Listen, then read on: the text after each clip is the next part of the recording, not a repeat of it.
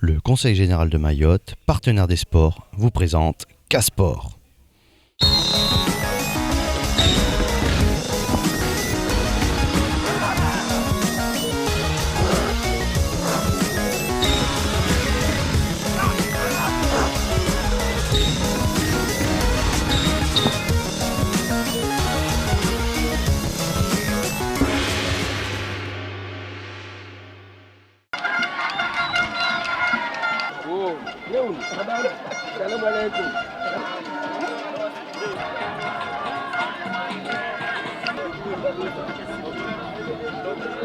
Je suis très content de cette finale entre deux équipes qui se connaissent très bien, qui se respectent, qui n'ont pas d'état d'âme ni d'animosité à l'égard de l'autre.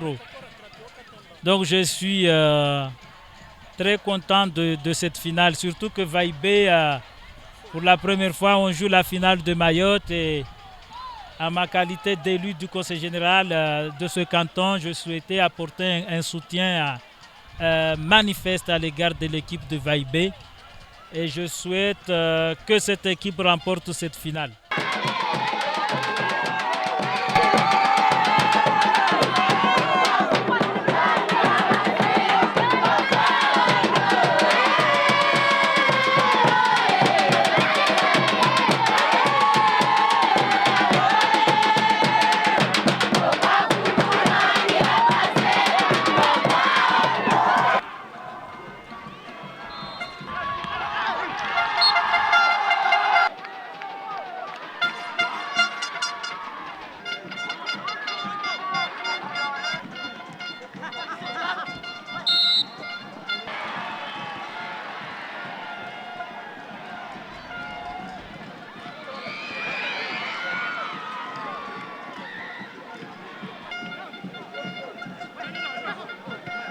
Le match vient de commencer entre les deux équipes qui essaient de se chercher.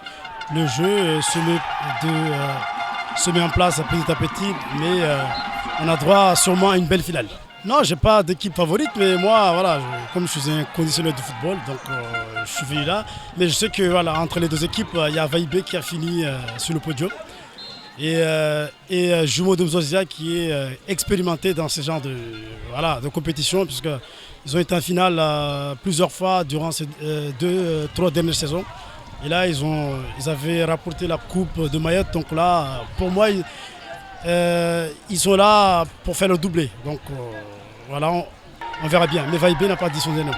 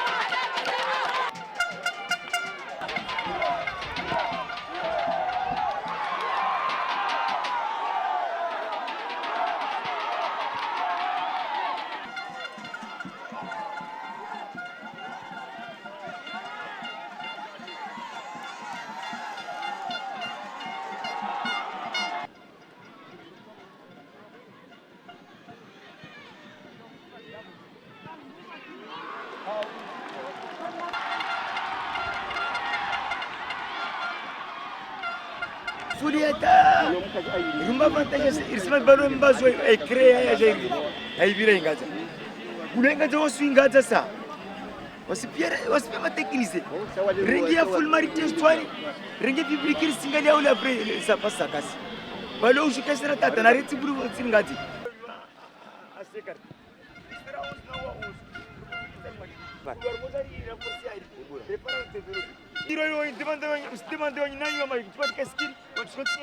Parce que dans les terres, maintenant on va combiner un scénario. Et là, avec le Napébolio, ça ne va pas être facile justement bien comme. Donc on a reposé à Osbouri, étiré, remonté à bord, il est vraiment à fond. D'après moi, le premier mi-temps de ce match, c'était un peu mitigé parce que au début, on pensait que l'équipe de Vaïbé, d'après moi, ils allaient dominer Mzozia. Mais au bout de 10 minutes, ça a basculé. Mzozia a repris confiance. Donc ils se sont mis à faire leur jeu habituel. Et comme on a vu, le score a été vite fait. 3-0 en 5 minutes, c'est beaucoup. Mais je garde quand même l'espoir, puisque j'ai vu qu'ils ont réussi à réduire le score en marquant avant la fin de la première mi-temps. Et comme je vois le développement, il me semble qu'ils ont encore beaucoup d'énergie, c'est-à-dire VCO a beaucoup d'énergie. Et ce n'est pas étonnant, en tout cas je l'espère, de pouvoir rattraper assez rapidement et marquer le but de différence pour gagner la coupe et l'emporter à Vaïbé et à Mamoudzou.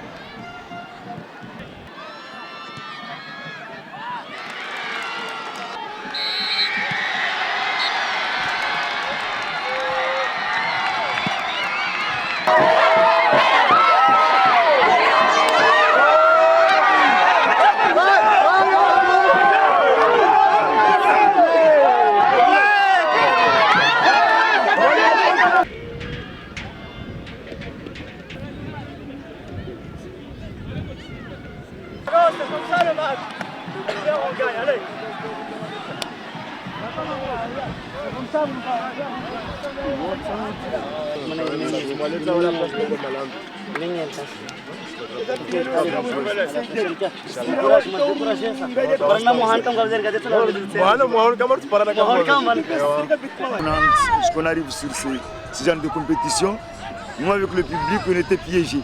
le moment de jouer, peut-être on s'était satisfait du jeu, mais à un moment donné, on n'était pas là. Donc voilà. Du coup, on est passé à travers. C'est un jeu, c'est comme ça, il y a un gagnant et un perdant. Et bon, pour moi, c'est la première fois qu'on arrive sur ce genre de compétition. En tout cas, du courage, je sais. On va essayer d'en parler, de faire mieux qu'aujourd'hui. Je suis un joueur d'Omzoasia très heureux. Je suis heureux de mes joueurs, je suis heureux de mes coachs, mon staff technique et de mon équipe dirigeante. Donc on a fait un travail incroyable, je vais dire, parce que cette saison, on a quand même été régulière. D'une part, on a gagné la Coupe de France, on a joué le 7e tour en métropole. Et aujourd'hui, on gagne la Coupe de Mayotte 2014, on réalise le doublé.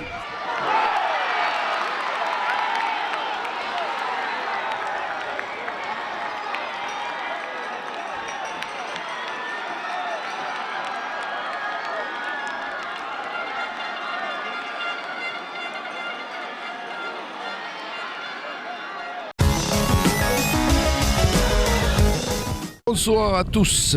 Bon, pour cette 4e journée de championnat 15 à Mayotte, le RCPT à Pamandzi recevait le RCM. Donc pour cette journée du vendredi 16 janvier à 20h, petit match, beaucoup de vent, donc on va peut-être avoir beaucoup de coups de pied aujourd'hui. On verra bien comment se déroulera ce match. Très bien, le coup d'envoi a été donné par M. Abdou, arbitre territorial de rugby de Mayotte et d'Outre-mer et de France entière. Le jeu est par rapport au vent, mais les contacts physiques ont été énormes. Beaucoup de plaquages, beaucoup de mêlées aussi par rapport aux avants, etc. Donc voilà, on peut voir ça. Allez, 7e minute, pénalité pour le RCPT qui ouvre le score à 3-0. On doit attendre, après plusieurs actions de part et d'autre, le RCM à la 21e minute par rapport à un mouvement où Momo, le capitaine numéro 2 du RCM, fait une interception et court 45 mètres et va aplatir au milieu des poteaux, ce qui mettra le score à 7-0 à la 29e minute. Pas grand chose pour la fin de la seconde mi-temps, les esprits sont un peu à peine échauffés, mais les plaquages sont toujours là. On va pouvoir essayer de voir les commentaires des coachs et on voit ça tout de suite. Je suis avec Julien, coach du RCPT. Qu'est-ce que vous avez pensé de cette première mi-temps? Première mi-temps très brouillonne de notre part. On avait le vent avec nous, on n'a pas trop su profiter du vent, mais bon, c'est un peu le problème qu'on a dans ce championnat. C'est le premier match qu'on fait. Le championnat vraiment solide, on le fait en janvier. Voilà, depuis le mois d'août on s'entraîne. On a tellement envie de jouer que voilà quoi. Bah, après un mois sans avoir fait d'entraînement et avoir fait les fêtes, je trouve que c'est plutôt pas trop mal quoi. On se débrouille quand même pas trop mal. Ouais. Qu'est-ce que vous allez voir, qu'est-ce qui a été dit tout à l'heure par rapport au coach pour la seconde mi-temps? Bah, seconde mi-temps, on reste sur les bases de la première quoi. On continue à avancer et à garder le ballon, éviter de le renvoyer trop vite au pied et puis voilà quoi. Vous allez pouvoir rentrer? Je sais pas, on verra. C'est pas fini les gars, on a notre chance là. Ils sont morts, ils sont plus morts que nous. C'est pas normal. Les gars, on s'engueule pas, c'est un match de reprise, c'est que du bonus là. 7-3 quand même, vous menez 7-3 par rapport à juste une interception. C'est vrai qu'on a eu le RCM a eu des occasions quand même un peu loupées. Qu'est-ce que vous pensez que cette deuxième mi-temps va faire, et alors que vous avez le vent? On avait le vent contre, donc on met un contre, c'est très bien, tant mieux. Après, jouer contre, on joue avec le ballon, on ne peut pas taper. Là, on espère, avec un peu de vent, faire un peu comme eux, aller jouer chez eux au pied. Il s'est sacrifié le petit là. Il a joué 30 secondes. Alors maintenant, vous lâchez rien, vous continuez. Et les ballons, on ne leur donne plus, on va les jouer. Propre, comme vous avez fait là, mais propre. Gardez le même sens. Tout ce qu'on fait à l'entraînement, faites-le propre. Allez, Seconde mi-temps, 50e minute, essai de Hibou du numéro 15 du RCM qui porte le score à 15-3. 56e minute, faute du RCPT, pénalité d'Anzeline qui passe la marque à 18-3. Essai de Lulu du RCM. Après un combat acharné dans les 5 mètres, Lulu inscrit donc le 3e essai de la journée pour le RCM. Le score est porté à 23-3. 70e minute, Angelo du RCPT traverse la défense et va marquer un essai. Et le score est porté 23-8. Fin du match 23-8. Le RCM s'est déplacé au RCPT, a gagné 23-8 après un match âpre et fatigant. Mais que pensez-vous de cette deuxième mi-temps? Comment vous la voyez? Comment vous allez pouvoir préparer les autres matchs? Deuxième mi-temps, ça a été de l'énervement. On s'est énervé entre nous. On a manqué des occasions, on s'est énervé, on s'est crié dessus et forcément au rugby, quand on commence à s'énerver, ça passe pas. Donc on a pris un essai et on a pris le second derrière. Donc forcément le trou était fait. Et voilà, manque de cohésion. On va retravailler tout ça, on va revoir tout ça, on a des très bonnes qualités. Physiquement on est pas mal, on est bien même. C'est juste que voilà, il faut retravailler et retravailler. Pour un match de rentrée, je pense que tout le monde a pris du plaisir, c'était engagé, un peu viril. Mais bon, ça a fait du bien pour tout le monde. Je tiens à féliciter 2 joueurs qui sont sortis de l'école de rugby, qui ont commencé à jouer avec les seniors, à jouer avec nous, Kevin et Ben. 2 jeunes Mahorais qui ont fait un super beau match, qui ont été courageux et c'est fait du bien d'avoir des éducateurs comme Charlie, comme des vieux et de la vieille qui sont ici, puis on voit des jeunes évoluer et qui deviennent des forces vives de notre équipe et ça fait du bien. Est-ce que ça vous fait peur d'être blessé au rugby parce que vous avez des jeunes qui vous regardent là sur Quizy et est-ce que ça vous fait peur? Est-ce que vous dites écoutez, c'est rien, c'est juste une petite blessure et on peut aller jouer au rugby, mais ça arrive? Bah ouais, tout à fait. Donc voilà, regardez, vous avez des jeunes qui se sacrifient pour le rugby mais qui s'adorent et ils savent qu'ils peuvent toujours rentrer sur un terrain avec pas la peur au ventre, juste les dents pour essayer de gagner.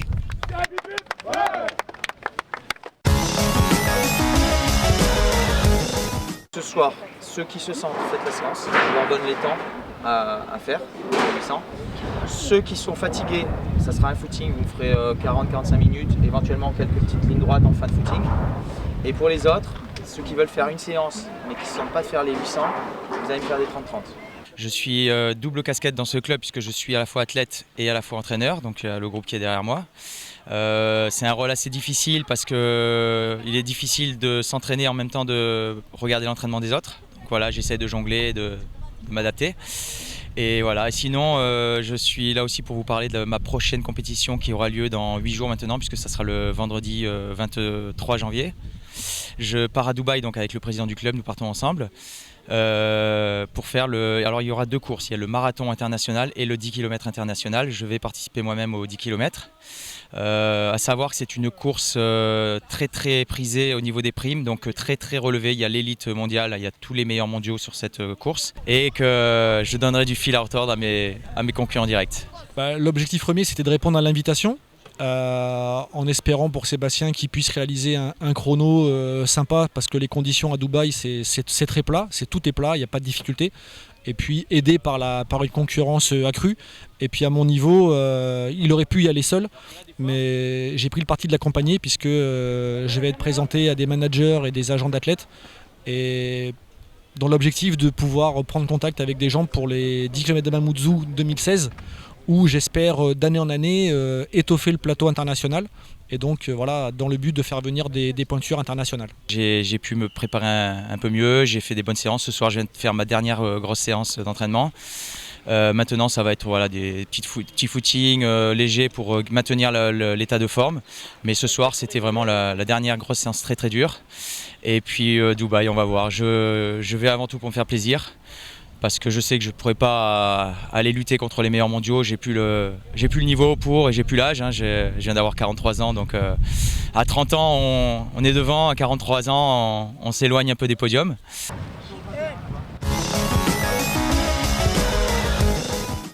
Alors coach, c'est la première fois que des jeunes âgés de 12 ans, 11 ans et même 10 ans, donc les U13 vont en métropole faire un tournoi intercomité pour être détecté par la fédération. Qu'en pensez-vous? Je pense que c'est une bonne chose pour le basket mahorais parce que, comme on le dit tout le temps, les Mahorais, on a toujours du retard par rapport à nos collègues de La Réunion. Donc je pense que c'est une première et pour les jeunes, ils vont garder des bons souvenirs. On va là-bas parce que tout le monde, à part Ismaël, on va découvrir. Donc ça sera pour nous une première préparation et peut-être une suite favorable pour les autres jeunes. Ça se passe bien et je suis content d'être là participer dans cette sélection. C'est la première fois que je participe j'ai hâte d'aller à Paris pour aller voir comment ça se passe. Comment vous avez vécu cette préparation et comment ça se passe avec les jeunes U13? Donc pour le moment, ça se passe bien. Comme je l'ai dit tout à l'heure, les parents, ils accompagnent les jeunes comme certains parents, ils accompagnent les jeunes. Donc il y a juste un ou deux de temps en temps qui ne sont pas là, mais le groupe en général est là dans tous les entraînements. Donc Monsieur Boitcha, qu'en pensez-vous de cette expérience par rapport à votre enfant qui va pouvoir participer à ce tournoi en métropole? C'est une bonne chose parce que c'est du bon augure pour la suite du basketball mahorais, parce qu'on a besoin des jeunes joueurs pour faire évoluer le sport en général à Mayotte, notamment le basket. Et moi, je suis content aujourd'hui de voir ces enfants à ce niveau être encadrés avec des personnes bien compétentes. Et je crois que ça va aller de l'avant, ça va pas se terminer sur cette sélection, mais ça va continuer parce qu'on a besoin de bons joueurs qui vont pouvoir rivaliser sur les pays de la région. Ça fait déjà plus d'un mois qu'on est avec les jeunes et pour le moment tout se passe bien. Voilà, c'est bon.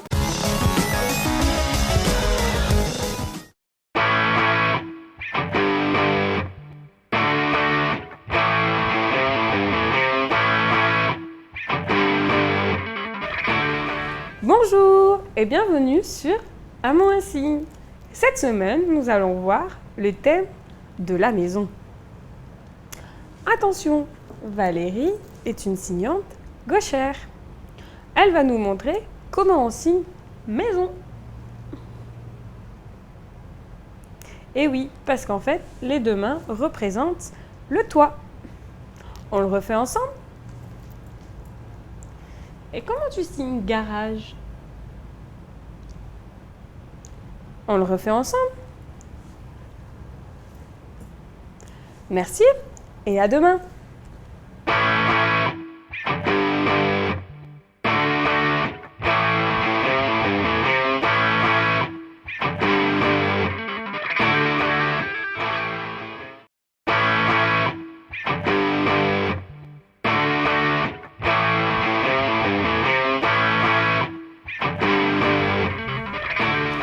Bonjour et bienvenue sur À mon insigne. Aujourd'hui, on continue sur le thème de la maison. Attention, Valérie est une signante gauchère. Elle va nous montrer comment on signe la cuisine.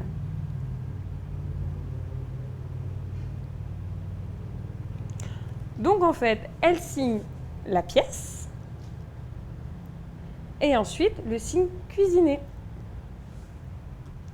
On le refait ensemble?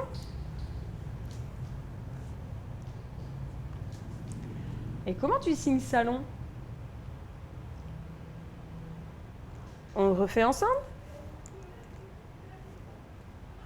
Merci et à demain!